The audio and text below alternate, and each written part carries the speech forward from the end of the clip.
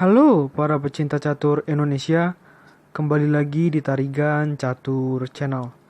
Kali ini Tarigan Catur akan menampilkan part yang sangat menarik, yang Tarigan Catur beri judul Pelajaran Catur dari Grandmaster Top Dunia, Jangan Terlalu Cepat Rokade. Grandmaster Top Dunia yang dimaksud adalah Parham Maksudlo, yang merupakan Grandmaster nomor 2 Iran. Walaupun di sini Parham Maksudlo kalah, tetapi ada pelajaran penting yang dapat dipetik dari laga ini. Oke, mengenai informasi pertandingan lebih detail, mari kita simak dalam layar berikut. Ya, pertandingan ini tersaji dalam turnamen Title Tuesday Blitz pada ronde ke-8 yang menggunakan sistem waktu 3 menit plus 1 detik increment setiap langkahnya. Pertandingan ini berlangsung pada tanggal 11 November 2020 sekitar pukul 02.25 waktu Indonesia Barat dini hari tadi. Pertandingan ini melibatkan pertarungan antara Grandmaster Junior Iran, yaitu Parham Maksudlo, menghadapi Grandmaster Rusia, yaitu David Parafian. Tanpa berlama-lama, langsung saja kita masuk ke papan untuk melihat sengitnya pertarungan antara kedua pemain. Di sini, Parham Maksudlo menggunakan catur buah putih dengan rating chess.com 2957, sedangkan lawannya yaitu David Parafian menggunakan catur buah hitam dengan rating chess.com 2949. Di sini, Parham memulai permainan dengan pion D3, pembukaan yang tidak lazim ya, atau jarang dilakukan oleh Grandmaster pada umumnya. Namun ini adalah namanya pembukaan Mieses. Kita lanjutkan, pion E5, kuda F3. Nah, ini namanya masih dalam pembukaan Mieses, namun dalam variasi reverse red. Agak susah ya nama variasinya. Kuda menuju C6, pion C4, kuda G menuju E7, pion G3 untuk persiapan fianchetto gajah. Pion D5 mengajak pertukaran pion di petak pusat. Pion C pukul D5 dan kuda pukul D5. Gajah G2 dan di sini melakukan langkah pion F6 oleh hitam. Nah, disinilah alasan mengapa Parham Maksudlo tidak ingin cepat-cepat untuk rokade. Kenapa? Biasanya pemain yang melakukan langkah pion F6 atau pion F3 kemungkinan besar akan melakukan rokade sayap menteri atau rokade panjang. Jadi di sini Parham lebih memilih untuk mempelajari situasi terlebih dahulu sebelum nantinya memutuskan untuk melakukan rokade pendek atau rokade panjang. Kita lanjutkan ya. Pion menuju A3 membatasi ya agar kuda hitam yang ada di petak D5 dan ada di petak C6 dan juga gajah yang ada di petak F8 tidak bisa maju ke petak B4 untuk melakukan serangan yang lebih jauh ya.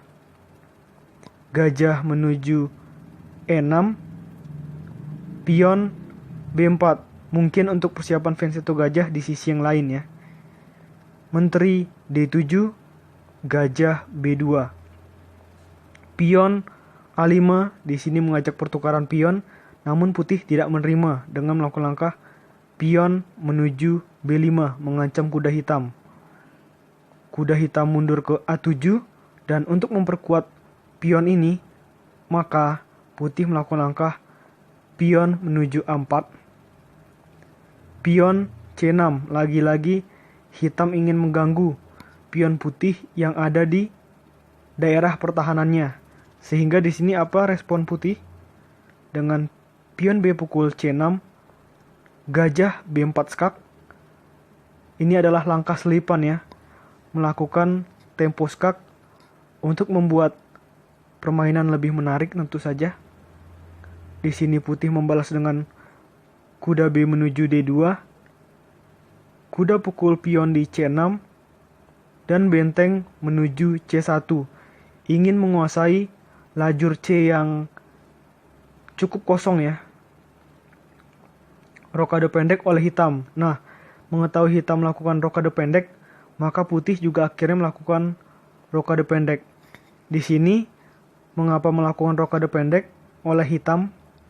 Karena di sini serangan dari putih sudah mulai tertuju ke sayap menterinya ya, sayap menteri hitam. Artinya di sini hitam dipaksa untuk rokade pendek, walaupun sebenarnya keinginannya adalah rokade panjang.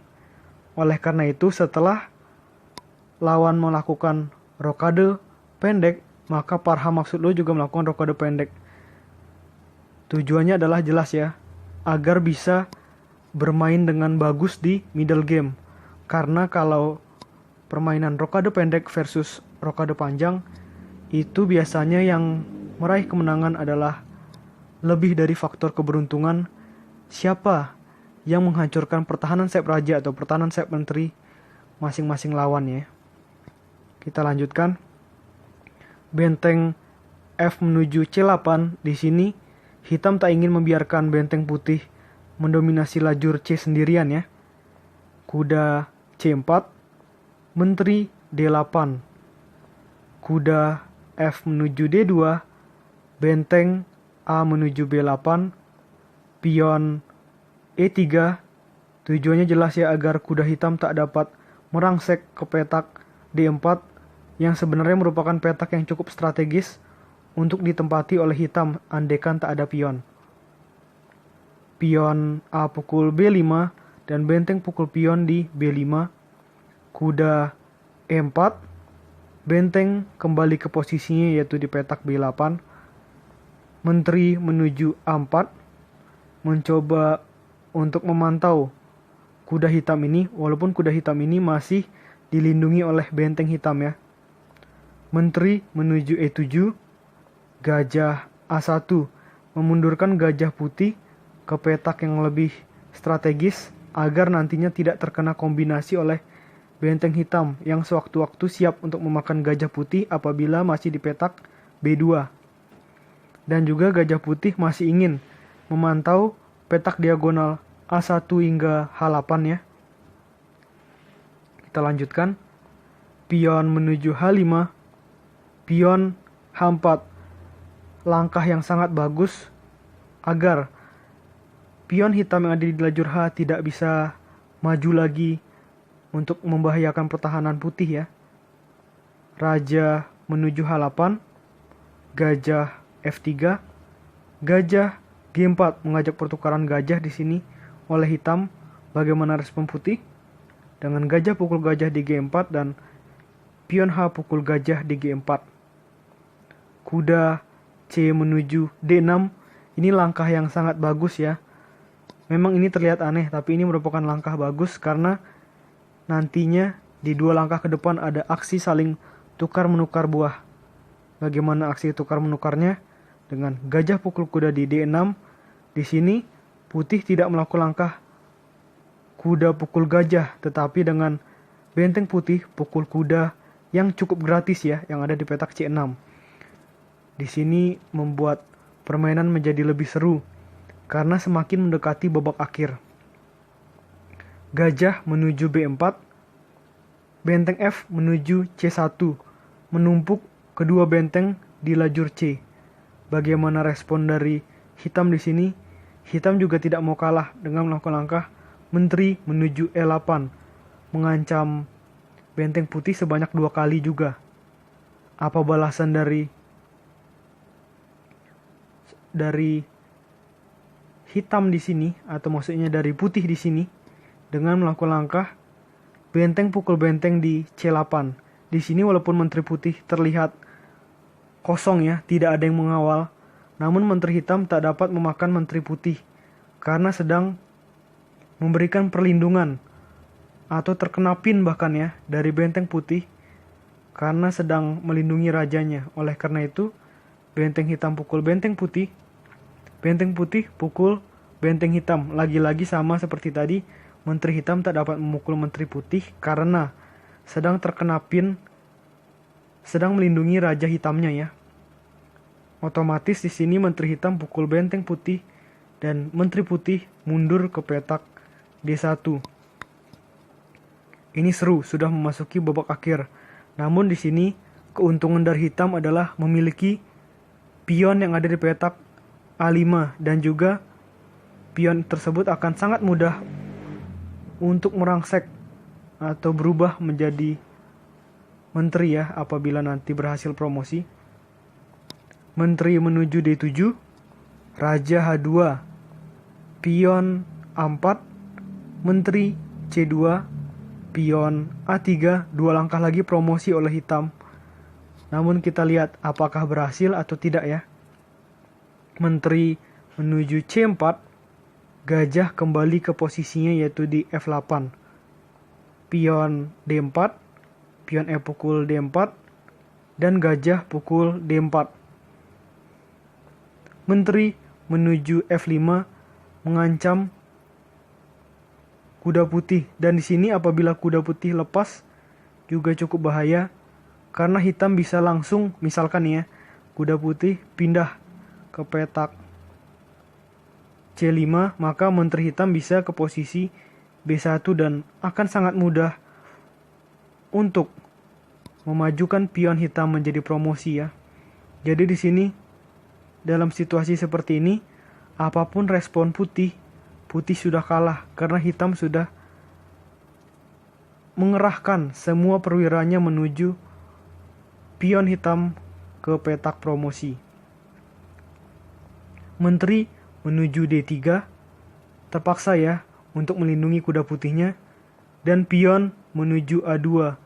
Ini merupakan situasi yang sudah teramat sulit bagi putih karena selangkah lagi pion hitam bisa promosi walaupun masih ada gajah putih yang melindunginya. Namun situasi ini sudah cukup membuat Parham Maksudlo tertekan ya. Gajah menuju A1, gajah B4. Jelas tujuannya adalah gajah hitam nantinya ditempatkan di petak C3 untuk mengganggu gajah putih. Menteri C4, Raja H7, Raja G1, Raja H6, Menteri kembali ke D3. Ini ternyata adalah langkah salah ya menurut analisa komputer. Dan ini semakin memperburuk keadaan dari putih.